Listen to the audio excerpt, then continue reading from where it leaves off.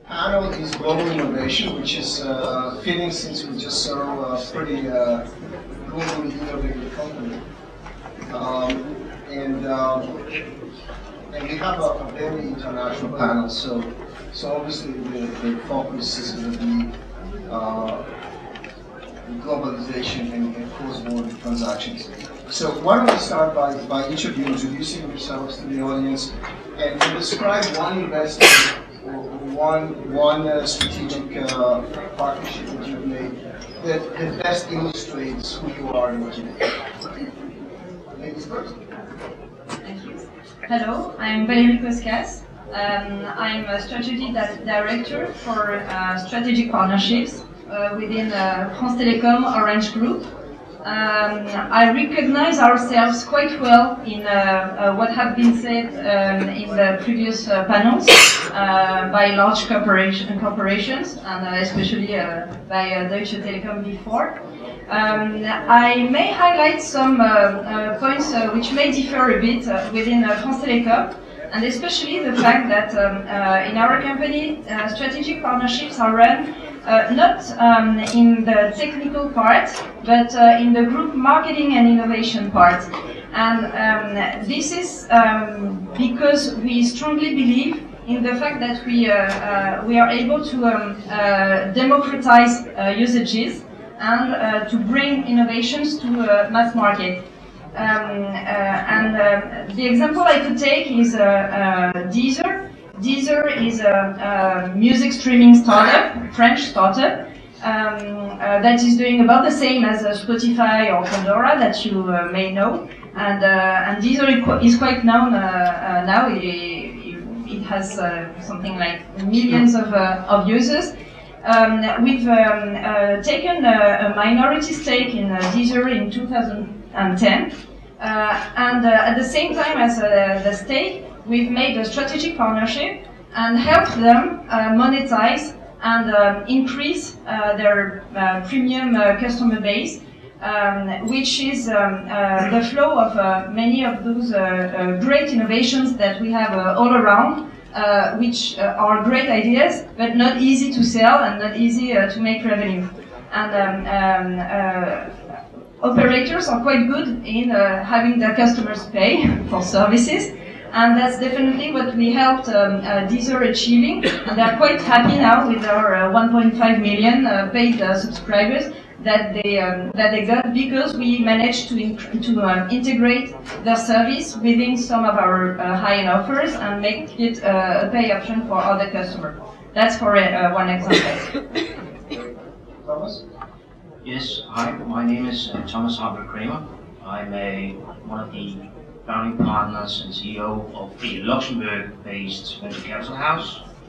We focus on media, on the internet startups, whatever that means in this world today, but for us it means primarily anything that is distributed content-wise through television today, radio, or the printed media.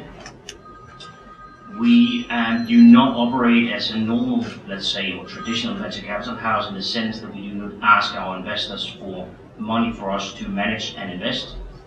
We have, as a concept, that we produce a dynamic pipeline of targets that fits into our concept, targets that we then mature and present to our investors, the investors today primarily being corporate investors based in Europe, within the media industry, broadcasters, publishers, radio stations, and then they do their own due diligence and invest if they find the target to be of relevance to the business concept and idea going forward. We incorporated the company last year in September. We grew the pipeline of companies. We have 3 today. For the rest of the year, 2012, then we started raising capital. 4th of January this year, and so far we have managed to raise a good 20 million euros. It's not big in the context of what is being presented today, but for us it's still a good start. And we are actually close to launching our first startup, hopefully within the next 3 weeks' time. So I'm Marcus Battisti. I'm the managing director for Hartwell Capital Investment in Europe and Israel. For those of you who don't know, Hartwell Capital is an investment arm of Intel. We are investing between $350 to $1 billion, $350 million to $1 billion per annum in TNT, basically. In Western Europe and Israel, our equivalent of a fund would be about $1.5 billion that just got renewed for the next 5 years. So we basically invest mostly in venture capital and growth capital.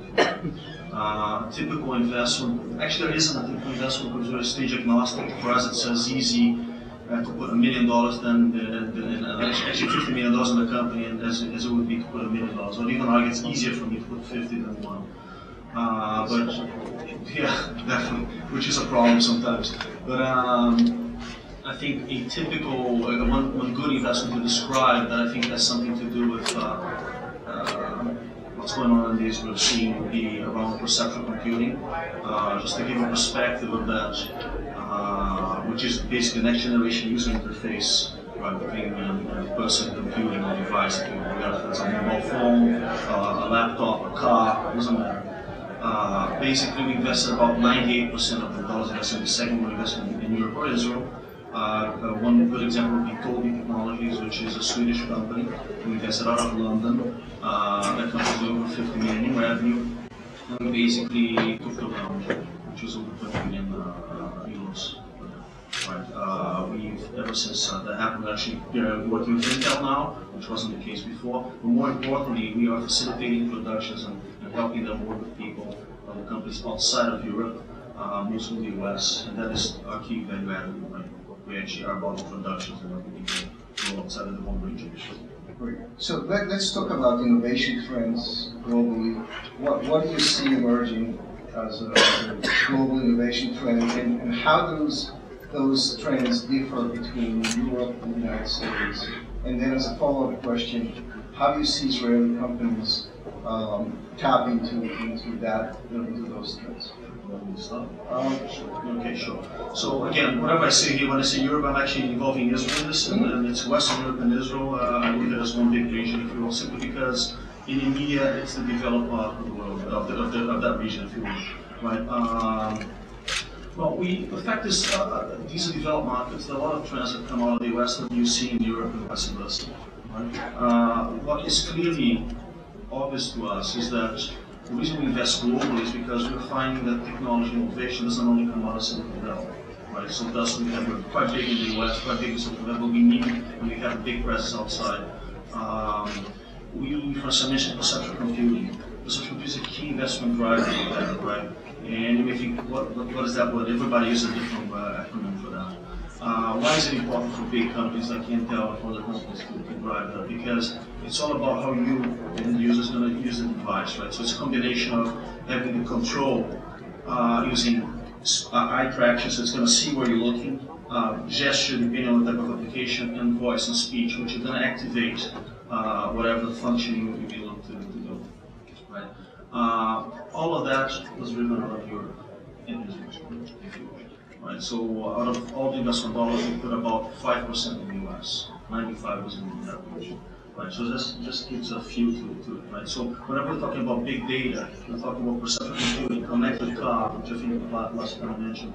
A lot of it is being driven outside of the US. And whenever we make investments, so we just made an investment in a Spanish company, the first ever. The fact is, we mapped the world in that type of technology. We identified the 5 top companies we wanted to engage with. It happened that one was the top one, and it's the one we invested in. And the US company, which was actually in the running there, was number 3. So, in our view, if you're looking at worldwide technology that have to be deployed basically in the world, you have to look outside the US as well. In terms of emerging trends, the priorities we see and we invest on, both internally and with the companies in which we like to take a stake, even though I may need to say that it's not France Télécom itself which is investing in company, and we do it through Iris Capital, which is a VC fund with which we have privileged relations, and we've co-invested with Publicis in the new fund that they created. We see 6 areas of innovation. The first one is, of course, speed and bandwidth.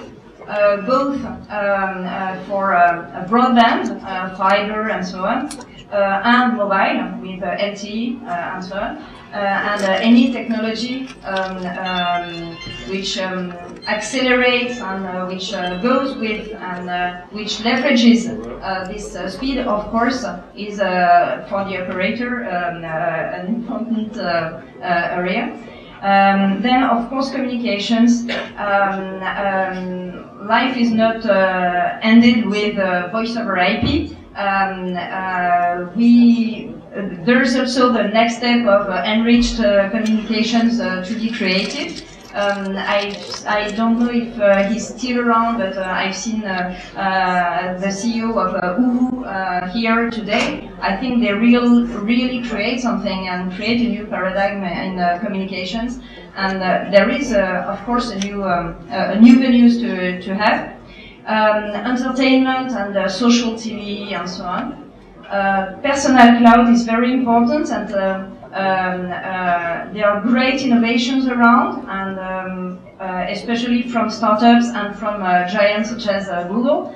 But we strongly believe in the legitimacy of the operator in that area, because there's the shop around the corner. And when it's about your personal data, we think that it's quite important that you have a company that is from, well, in our case, let's say it's French, and there's the shop around the corner, and if there is something wrong, you know that you can knock at the door.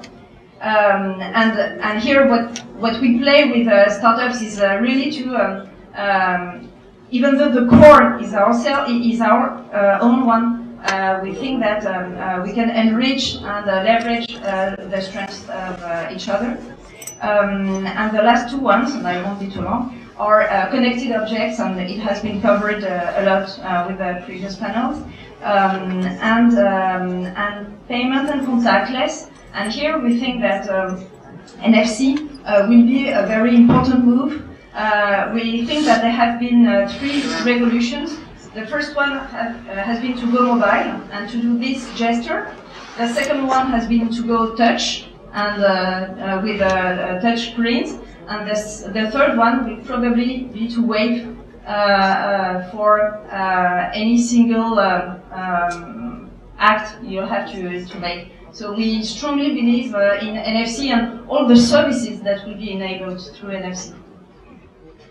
And from our perspective, as the business purpose of our venture indicates, media and the internet, we strongly believe in that the provision of content through traditionally television, via publishers, radio stations, is facing this disruption that we're focusing on.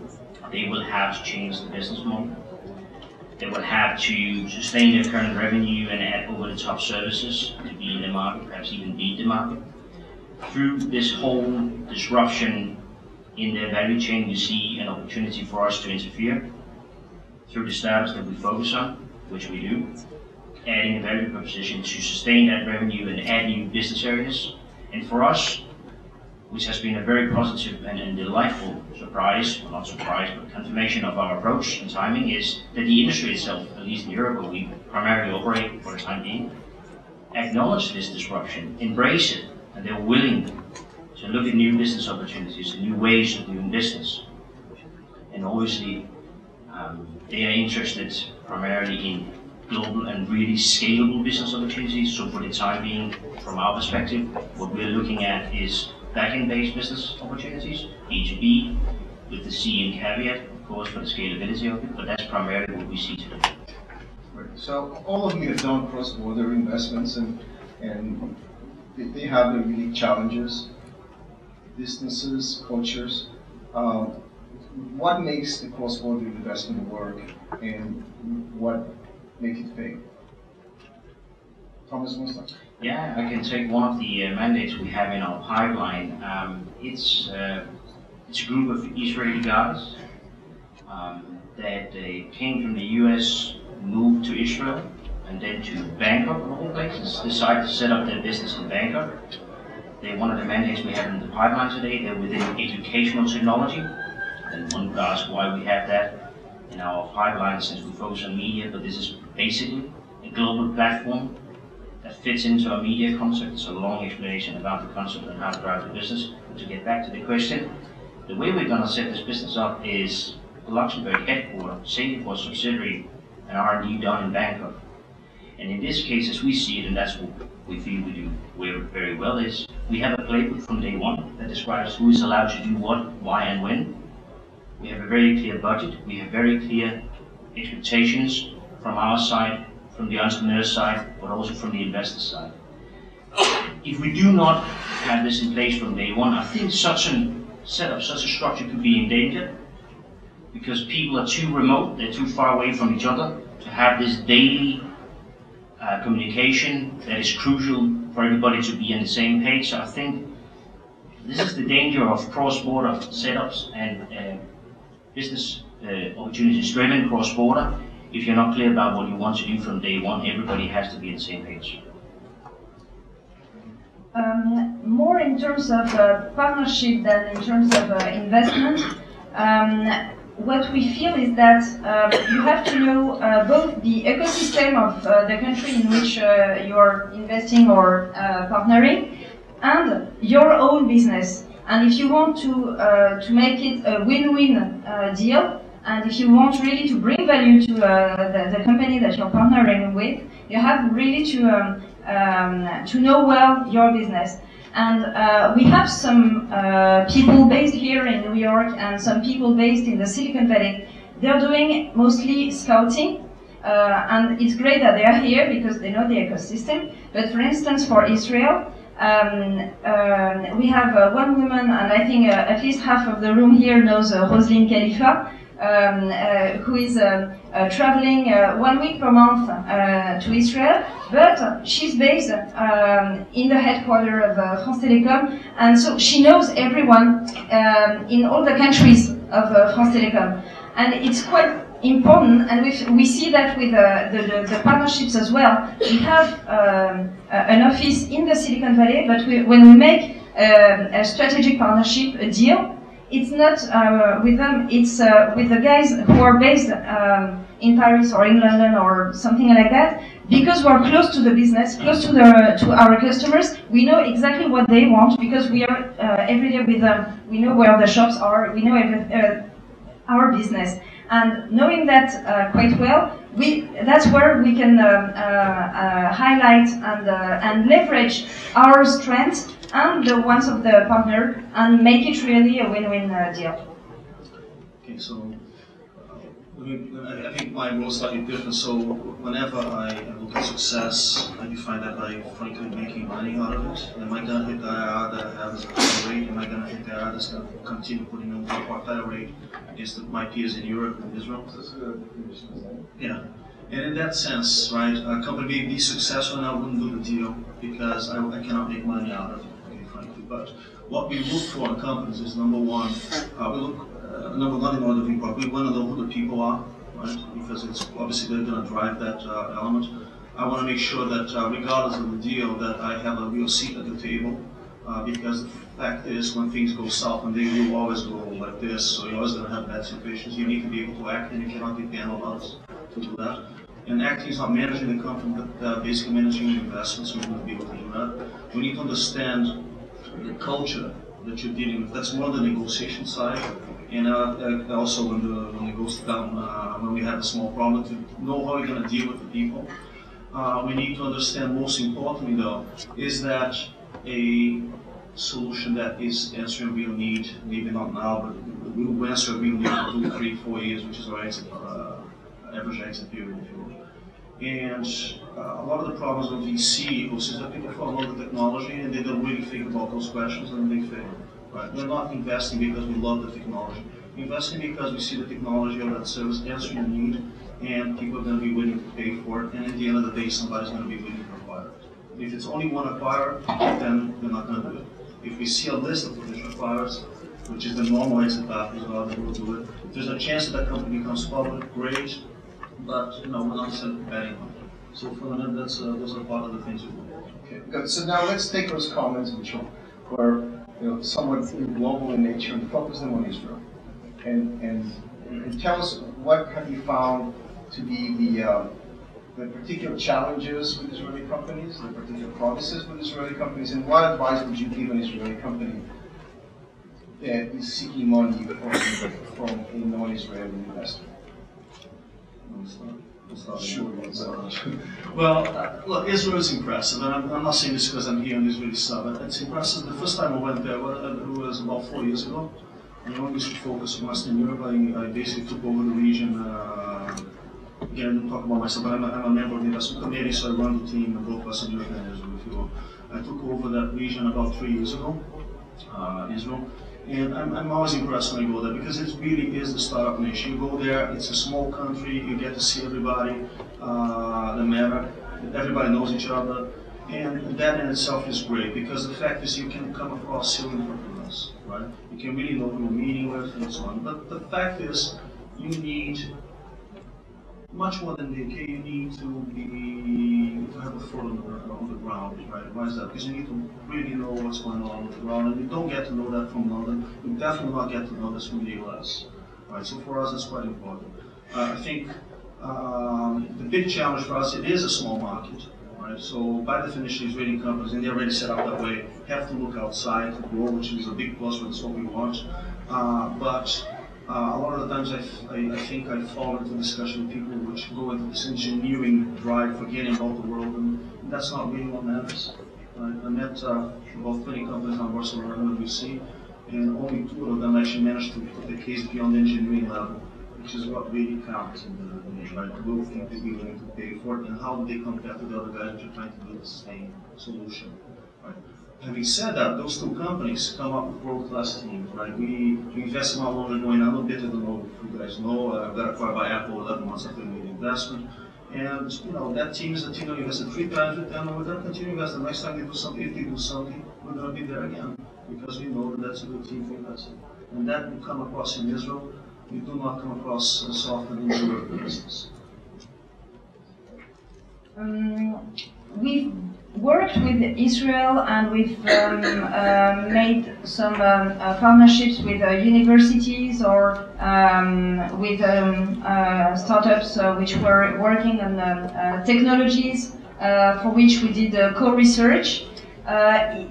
But it's, for instance, Orca that we've acquired and which is now our TV platform on which we rely in all of our countries.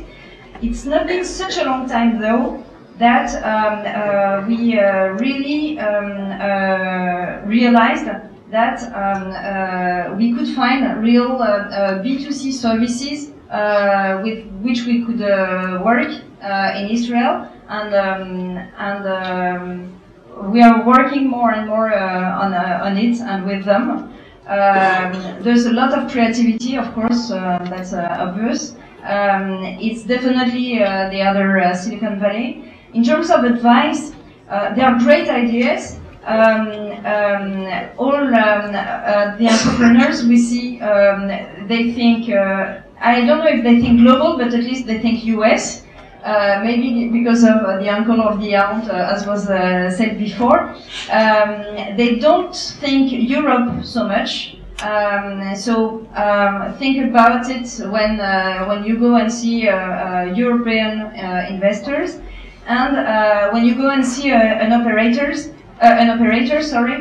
Think about what could be interesting for an operator. And honestly, I've seen some great startups, great ideas,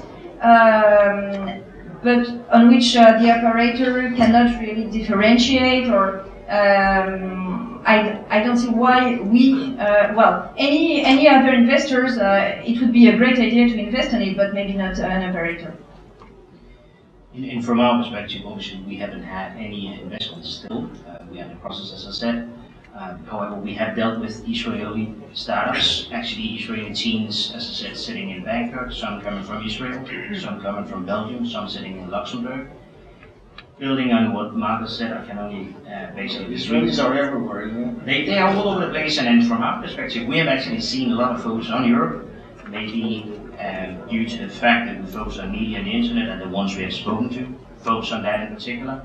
But I think one thing that came across in my mind when being asked that question is they have all, without exception, been extremely willing to discuss what we believe they should do to build a team, to have a sustainable team, to be aware of, decide the technical aspects of the business concept, sustainability, exit opportunities, potential buyers, all of that. I think that is something that they're really good at doing, and that makes it very easy to discuss with these Israeli-based startups. Terrific. Nothing negative. That's amazing. So we have 21 seconds left. 19 seconds. Any closing remarks to try to stay on Honestly, I don't think it's negative, but I heard from one of my guys in Israel saying, the good thing about Israeli companies is if you want 3 opinions or 4 different opinions, you get 2 Israelis to talk. And it's definitely true, right? So you need to be aware of that when you invest in the future. That's true. Great. Well, time's up. Thank you very much.